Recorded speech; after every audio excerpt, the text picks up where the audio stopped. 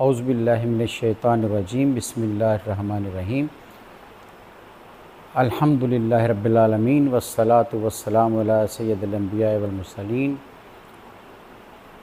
اعوذ باللہ من الشیطان الرجیم بسم اللہ الرحمن الرحیم انا ارسلناک شاہدا و مبشرا و نذیرا لتؤمنوا باللہ ورسولہ وتعزروہ وتوقروہ وتسبحوا بکرۃ واصیلا۔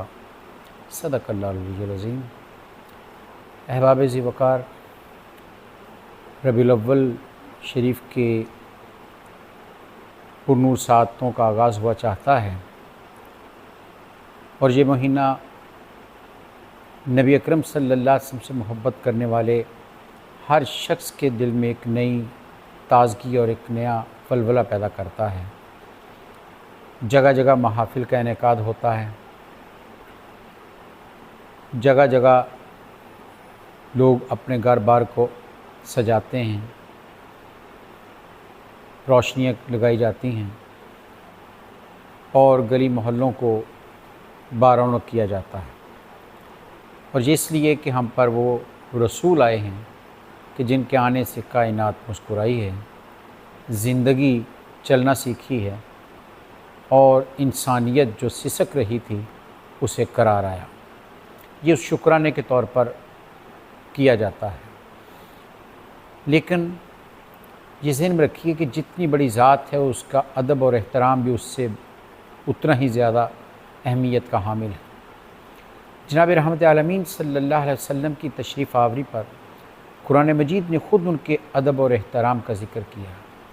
ابھی میں نے سورہ فتح کی آیہ کریمات پڑھنے کا شرف حاصل کیا، اس میں قرآن نے یہی فرمایا کہ جو آ رہے ہیں وہ رسول وہ کس شان سے آ رہے ہیں۔ انا ارسلناک شاہدا و مبشرا و نذیرا، کہ وہ رسول جو شاہد بھی ہیں، ہمارے اعمال پر گواہ بھی ہیں، جو اللہ کے عذاب سے ڈراتے بھی ہیں اور خوشخبریاں بھی بانٹتے ہیں۔ تو کرنا کیا ہے؟ لتؤمنوا باللہ ورسولہ، تاکہ تم اللہ اور اس کے رسول پر ایمان لاؤ، وتعزروہ وتوقروہ، ان کی تعظیم بھی کرو اور ان کی تکریم بھی کرو۔ نبی اکرم صلی اللہ علیہ وسلم کی صرف یہی ایک آیت نہیں، قرآن مجید نے بہت سی جگہوں پر آپ کا احترام اور آپ کا ادب سکھایا ہے۔ سورۃ الحجرات میں قرآن مجید نے بڑا واضح طور پر کہا ہے، لا ترفعوا اصواتکم فوق صوت النبی، تمہارا لہجہ، تمہاری آواز نبی صلی اللہ علیہ وسلم کے لہجے اور آواز سے اونچی نہیں ہونی چاہیے۔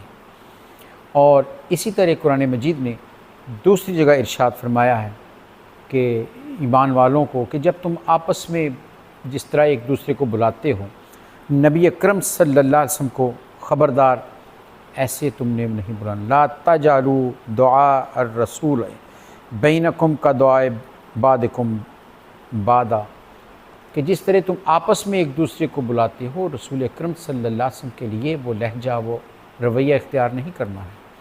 یہ ادب قرآن سکھا رہا ہے، خالق کائنات خود سکھا رہا ہے۔ دیکھا یہ گیا ہے کہ آج ہم محافل نعت کا انعقاد کرتے ہیں، 12 روزہ محافل کا انعقاد ہوتا ہے، محفل میلاد مصطفیٰ صلی اللہ علیہ وسلم جگہ جگہ سجائی جاتی ہیں، لیکن ہمارا طرز عمل وہ نہیں ہوتا۔ جبکہ صحابہ اکرام رضوان اللہ اجمعین کی اگر سیرت کو ہم دیکھیں تو سیرت نگار لکھتے ہیں کہ یوں ہمدن گوش نبی صلی اللہ علیہ وسلم کے مجلس میں بیٹھے ہوتے تھے جیسے کہ سروں پر پرندے ہیں کہ ذرا سا بھی سر ہلا تو پرندہ اڑ جائے گا۔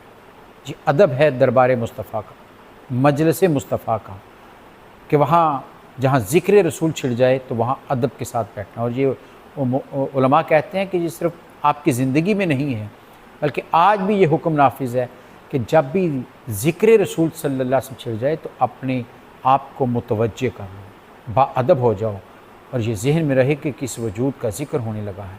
اس لیے فقہاء، علماء، صالحین امت کے اگر واقعات کو دیکھا جائے، ایک لمبی کتار ہے، ایک لمبے واقعات ہیں جن میں ادب رسول سکھایا گیا ہے۔ حضرت امام دارالہجرہ امام مالک رضی اللہ عنہ کے بارے میں کہ آپ بازار میں چلتے ہوئے اگر کوئی حدیث پوچھ لیتا تو قطعاً نہ بتاتے، بلکہ جا کر غسل کرتے، لباس اچھا پہنتے، خوشبو لگاتے، چادر بچھاتے اور پھر بیٹھ کر کہتے ہاں اب بتاؤ کیا پوچھے ہیں۔ پوچھنے والا کہتا ہے حضرت ایک حدیث ہی تو پوچھی تھی، پر میں نبی صلی اللہ علیہ وسلم کے لفظوں کی بھی حرمت کا قائل ہوں، ان کو بھی عزت اور تکریم دینا چاہتا ہوں، یہ چلتے پھرتے سنانے والی نہیں ہے۔ یہ مقام نبی صلی اللہ علیہ وسلم کا ہمیں سکھایا گیا کہ ادب کے ساتھ چلو، ان کا ذکر آئے تو تمہارا رویہ بدل جانا چاہیے۔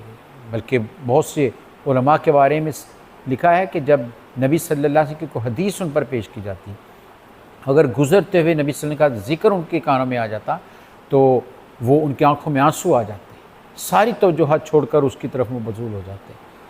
تو حضرات گرامی، ہم 12 روزہ محافل کا آغاز کرنے والے ہیں، جگہ جگہ میلاد کی محفلیں ہونے والی ہیں، ہمیں اپنی ان محافل کی تطہیر کرنی ہے۔ ان محافل میں ذکر رسول ہوگا، نبی صلی اللہ علیہ وسلم کی سیرت کے واقعات بیان کیے جائیں گے، آپ کی ذات پر کہ حضور نذرانہ عقیدت پیش کیا جائے گا۔ لیکن وہاں اگر ہلہ گلا ہو، ہاؤ ہو تو پھر یہ کسی بھی طور اس ذات کے حضور پیش کرنے کے قابل نہیں ہے۔ ہمیں اپنے لہجوں کو، سٹیج کو، سامعین کو، ہر ایک کو باادب بیٹھنا ہے۔ گفتگو کرتے ہوئے کرنے والے کو بھی ادب کا لحاظ رکھنا ہے کہ میں کس ذات کا ذکر کر رہا ہوں، اور سننے والوں کو بھی مؤدب ہونا ہے کہ نبی صلی اللہ علیہ وسلم کا ذکر ہو رہا ہے۔ اس لیے میں امید کرتا ہوں کہ اس ربیع الاول میں ہم نبی صلی اللہ علیہ وسلم کی میلاد کی محافل میں اپنے رویوں کو بہتر کریں گے۔ ہم ان میں یہ نہ ہو کہ ذکر رسول چھڑا ہو اور ہم اپنی باتوں میں مشغول ہوں، ادھر ادھر جا رہے ہوں۔ آئیے اس محفل کا اس طرح انعقاد کریں کہ یہ بارگاہ رسالت میں مقبول ٹھہریں۔ اللہ تعالیٰ مجھے اور آپ کو نبی صلی اللہ علیہ وسلم کی تکریم کرنے کی توفیق عطا فرمائے۔ وما علیہ الا البلاغ المبین۔